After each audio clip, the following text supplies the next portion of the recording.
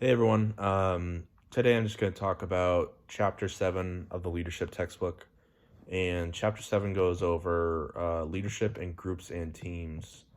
I think this is just really important, a really important chapter because a lot of times in life, working a job in the real world, you're going to have to work in a group or a team. Um, Teams where you don't know anyone or teams that you don't know who can handle the work and who can't. So it's essential to um, figure out how to become a successful group or team. Specifically, sometimes when there's no leader set already, who can emerge as a leader. So first, they get into five essential elements to a small group. And when I read this, I immediately thought of working in groups in college because a lot of times you know, it's such a big school here at Kentucky that nobody really knows each other sometimes when you're in a group. So you'll have to just follow these five essential steps, and that seems to have worked for me so far to become successful when trying to complete a task. So the first step of um, elements to a small group is to have a common purpose or goal. And this is really important because everyone who is working in this group needs to be on the same page and understand what we're trying to get to and what we're trying to accomplish in the end. If someone is either not even there for the right reasons and they don't really care, they're just there to get the job done, then it's not really a goal. It's more just an objective.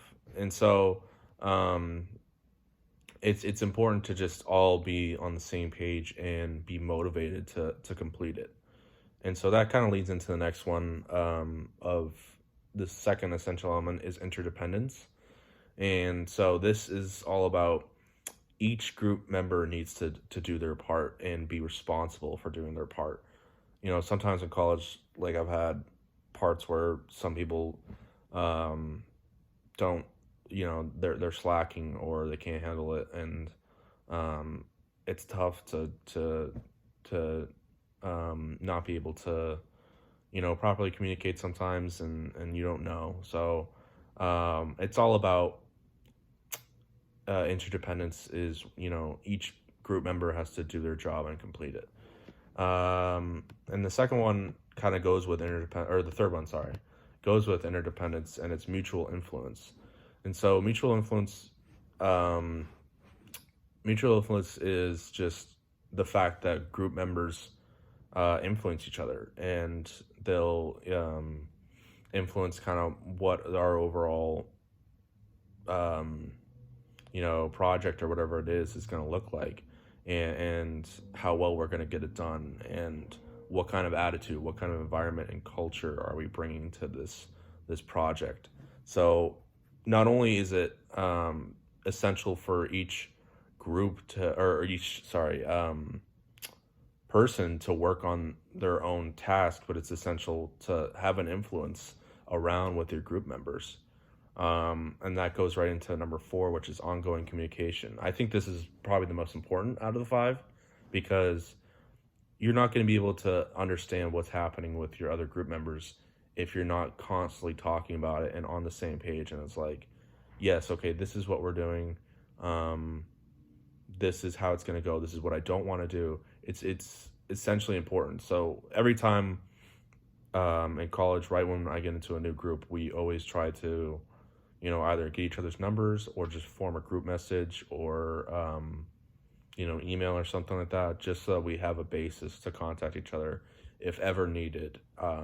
And I think that's just always really important to have because something's always going to go wrong in a project, and you're always going to have to be ready to communicate with your other group members. And then the fifth is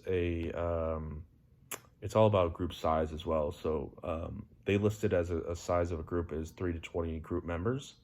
Three meaning, obviously more than two is going to be your first initial group, and then 3 to 20, 20 being the maximum is the best time, or is the the most that you want to have for a small group.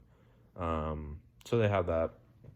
And then the last thing I just want to go over was the fact that a lot of times in groups, even when there's not a leader that's set in stone and it's like, okay, this person's it, groups will revolve over time, and they'll grow and they'll get stronger.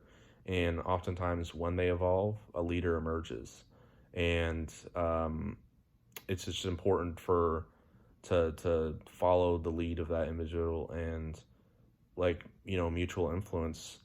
You'll just see that over time, and as the group gets stronger. So I just thought that was like an interesting point that the chapter brought up.